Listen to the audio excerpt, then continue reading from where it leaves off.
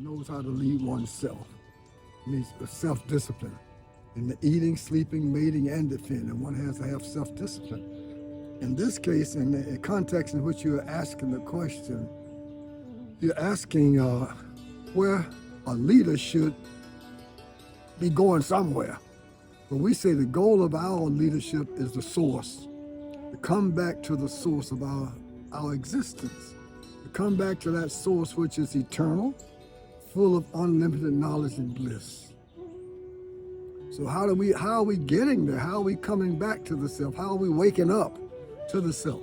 Well, we have a discipline. We say constant praise and thanksgiving, and our leadership, our supreme leader, our source is at the center of our spiritual practice. Our source is at the center of our discipline.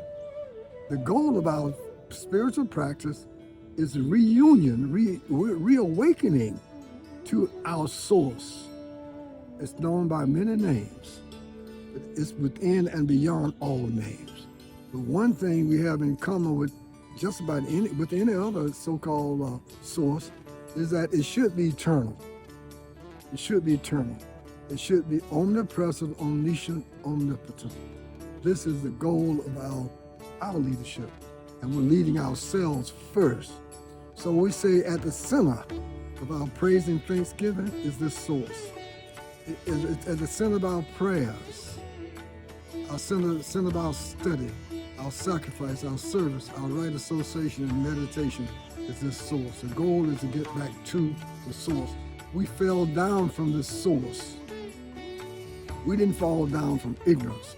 We fell down from infinite intelligence, infinite bliss, unspeakable ecstasy. And as we engage in this praise and thanksgiving, we can realize our blessings all around us. This further inspires us to continue. Our praying for leadership, actually better prayer that we can stay on the right path, this path of truth, righteousness, love, and peace. And this purifies us. We say we are suffering by our own doing. This is what we mean by karma. Karma is our own doing. We're simply reaping what we have sown. And oftentimes, because we do believe in reincarnation, this is our ancient ancestral belief. So we carried our blessings or our cursings into the next lifetime. See? So one said, well, why should that baby suffer? What did the baby do last lifetime? We can speculate about it, and we can have some reasonable understanding of why this is true. So we're simply reaping what we have sown. So we say you have your prayer, praise and thanksgiving, your prayer, studying about our Supreme Being. No matter who we are, according to the condition that we find ourselves in, we might use praise and thanksgiving. We might use 1 or 2 or 3, maybe all 8 of those, all 9 of those. But we can be in constant thought about the Supreme. The business is to always think about the Supreme. The teaching in a nutshell for this leadership is to always remember and never forget the Supreme. So we have that constant praise and thanksgiving, prayer, study, sacrifice, service, right association, meditation.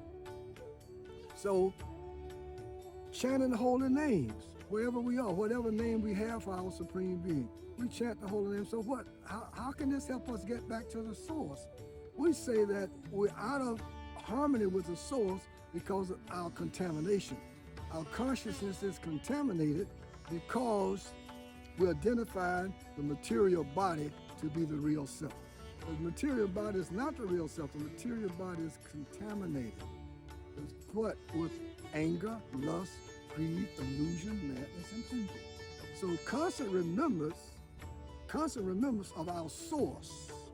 And as we said, we constantly remember by our spiritual practice, which is prayer, study, praise and thanksgiving, prayer, study, sacrifice, service, right association, and meditation. So we engage in calling out the holy name, whatever name we have, and we offer everything. All that we do, all that we offer, all that we give away, all austerities that we perform, we do it as service, surrender, submission, offering to our Supreme Being. How can this help us get back to the source? We say that we're out of harmony with the source because of our contamination. Our consciousness is contaminated because we identify the material body to be the real self. The material body is not the real self. The material body is contaminated. What? With anger, lust, greed, illusion, madness, and evil. So constant remembrance of our source. And we, as we said, we constantly remember by our spiritual practice, which is prayer study, praise and thanksgiving, prayer study, sacrifice, service, right association, and meditation.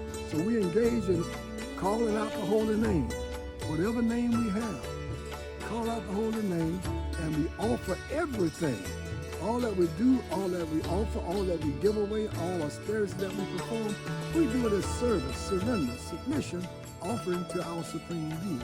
And doing this, we find that we're more and more always thinking about our Supreme Being.